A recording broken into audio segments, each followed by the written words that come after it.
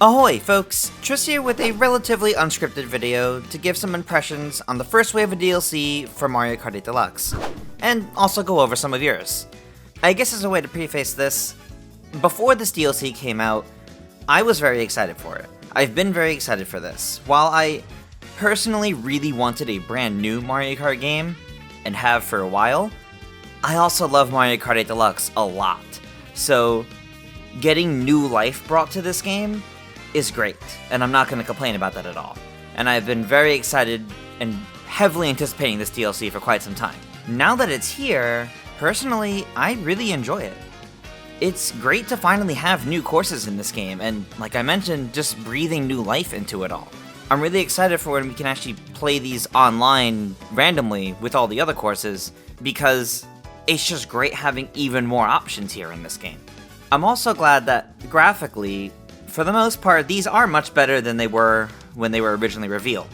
But understandably, this is still pretty divisive because they are nowhere near as beautiful as the original tracks to Mario Kart 8. It honestly is a shame, and it would be great if they were brought all the way up to that level of quality, but what we have isn't ugly. And I want to stress that. These still look nice, they just don't look great. But the track designs themselves, when actually playing them, feel great. And personally, I think that's what matters more. That's not to knock the visuals, because Toad Circuit, for example, definitely stands out a little bit. Overall, it is a shame, and it's definitely worth mentioning, but the graphics aren't bad. They are better than the reveal, and that is a great thing, because they definitely would have been worth mentioning more if they weren't any better. Now the music, on the other hand, the music is just as incredible as usual. We have what appears to be the Mario Kart 8 band, orchestra, whatever you want to call it, back, and that is really exciting. The soundtrack to Mario Kart 8 is, in my opinion, one of the best Mario soundtracks ever, and having even more of those is so good. Even the tour songs got remixed, and I really wasn't expecting that. I went into this expecting any course that already had new music made for tour, it wouldn't get anything new beyond that. So I figured GBA Sky Garden would just use the song from Tour, the Tour tracks would just use those songs. But no, we have the full Mario Kart Orchestra back again, and it is so nice. Some of these songs are way better than they originally were. I'm looking at listening to Tokyo Blur specifically. I'm gonna be honest, that song was boring in Tour, but now it's so much more interesting. And all of these in general just sound so nice. It's really great. Moving past the music and into the gameplay, these courses, especially the tour ones, are translated really, really well, I would say. I love how Tokyo Blur and Paris Promenade actually work this time around, where instead of picking a single one, they instead incorporate different versions into each lap, where each lap the specific path you take changes. It's terrifying in Paris Promenade sometimes, but it's a really nice way to take you around these cities, and I enjoy the way they're implemented. And the changes made to some other courses, like Choco Mountain, while originally done in Tour, still makes it feel perfectly ready for Mario Kart 8, and it's just great to have that. The gameplay of these courses is done really well, and they fit very nicely with the rest of Mario Kart 8. While there's no underwater sections and no anti-gravity sections here, I wouldn't say that takes away from anything, because sometimes you just don't need to add things. These courses work very nicely as is, as they were brought in here. And I don't think the developers needed to look for a way to squeeze in those mechanics that not many would end up using in those paths anyway. I mean, an underwater section in the fountain in Paris, I guess, or anti-grav on the walls of the stairwell in Coconut Mall. I mean, little things, sure, I guess, but I don't think those are too important. I hope we get those in later waves, but that's getting a bit ahead of myself here. I will say, out of all these, Toad Circuit does feel a bit out of place. I like Toad Circuit normally. It's a good intro course. I like it in 7, I like it in Mario Kart Tour.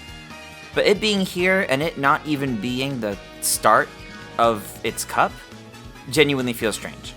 But Wave 1, 8 courses, I mean, this is a pretty good amount. It's pretty similar to what the original Mario Kart 8 did with its DLC. Although, in this case, it's only the 8 courses. Which is a shame, and it would have been really nice to see more than that, but for what we're buying with the Booster Course Pass, the focus is clearly on courses. You know, to have characters and carts and all that, like the original DLC, it would have been advertised as such, and probably be more expensive if we were getting all of that too. Maybe something like that down the line, but that's not really the topic of conversation here.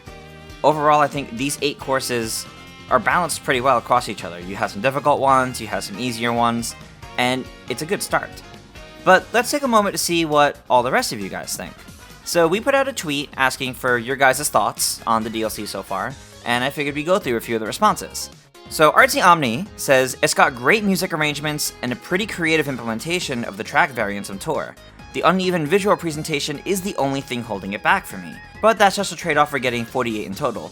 I recognize that the visuals aren't as important to most people who are just going to be speeding by them, but as someone who values the attention to detail of the base game, it's just a bit disappointing.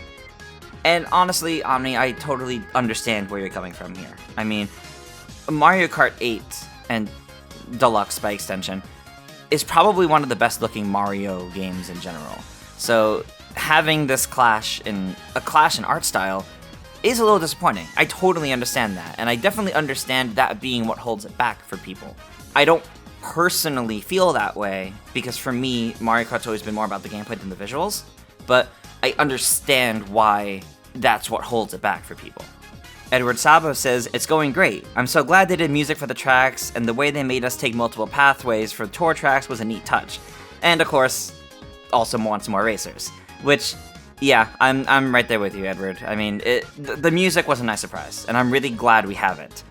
And I also really wish we had more racers. Getting Pauline in this game would have been fantastic. It's definitely disappointing. Maybe they could do that somewhere down the line, but as I mentioned before, not our focus of conversation here. Purple Paradox says, Toad Circuit is easily the most boring track in the game from a gameplay and graphics standpoint. Ninja Hideaway, though, is incredible, and its difficulty is refreshing. I'm glad non-Tour players like me are getting to experience it. I like this music in Tour better, though. Yeah, I'm right there with you. So I play a lot of Tour. Ninja Hideaway is my favorite course in Tour, and having it here feels very special. It's just really nice. But I do agree that Toad Circuit is probably the lowest here, comparatively. Edwin Franco says, Ninja is my fave hands down. So many different paths to take, colors are super vibrant, and the music is really fun. Also, the flying portion towards the end feels epic. I think it's the most air you get in the entire track list. Yeah, I'm not sure if it's the most air you get, but it's definitely up there. It's pretty impressive, honestly. Ninja Hideaway felt impressive in Tour, and it's great that it still feels impressive in 8. Chaos Noob says, courses are fun. Remixed music sounds fantastic. Everything just seems too bright, and all the textures feel like they were made of clay. Since that's the only complaint, then I guess overall 8 out of 10. Yeah, again, the art style definitely clashes a little bit compared to the rest of Mario Kart 8, and while a bright art style isn't necessarily bad, I do notice on specifically Toad Circuit and Coconut Mall that everything feels a little bright and a little overly vibrant, so I can definitely understand that. Julian says, loved the way tour tracks were implemented. Tokyo and Paris switching up directions through laps was a great idea. And the OST is phenomenal, as always.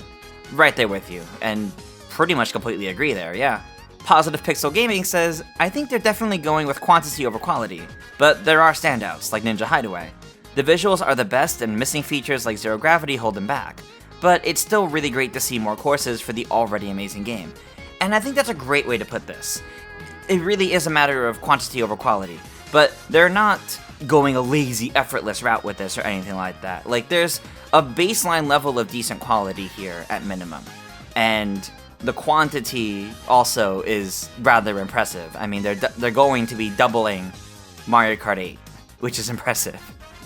But yeah, Ninja Hideaway continues to be a standout, and has been through a lot of these responses so far.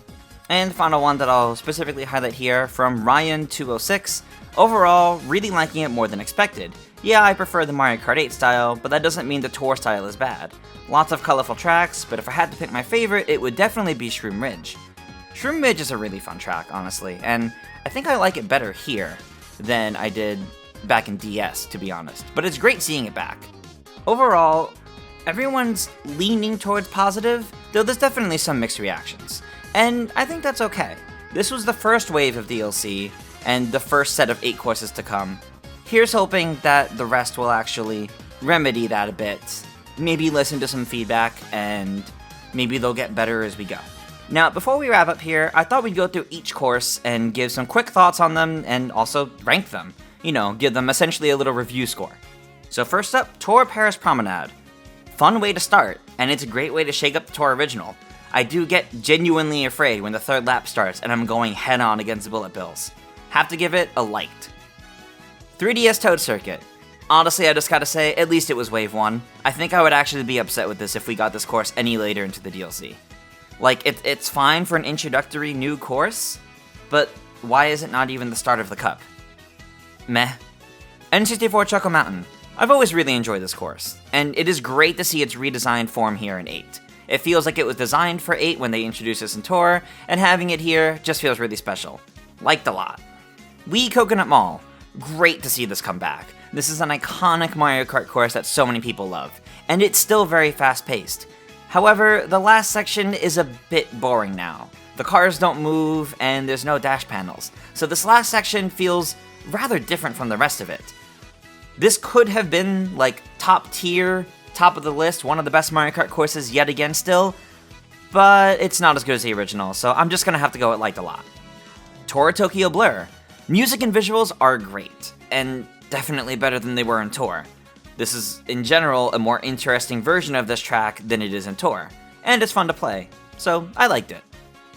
DS Shroom Ridge. As I mentioned earlier, this one is far more interesting than the original DS version. There's a lot more going on, and it feels pretty challenging with all the twisty turns. Sure, you can't easily fall off as much as the original, but I feel like this track in general feels a lot more balanced and fun. So, I'll go with liked. GBA Sky Garden. Oh gosh, this song is so good. The visuals are great, and somehow I find it even more fun than it was when it was introduced in Tour just a few weeks ago.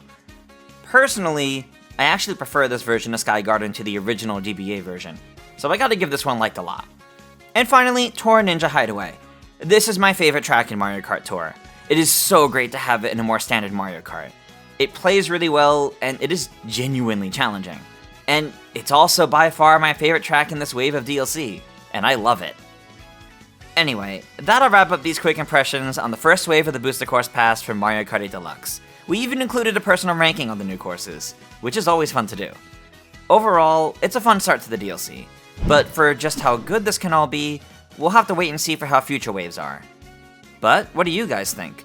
Let us know your thoughts down below, and be sure to subscribe to GameXplain for plenty more on Mario Kart. We have got tons of content from the Booster Course Pass you can check out if you haven't already, and potentially more on the way as well. Until next time, farewell everyone.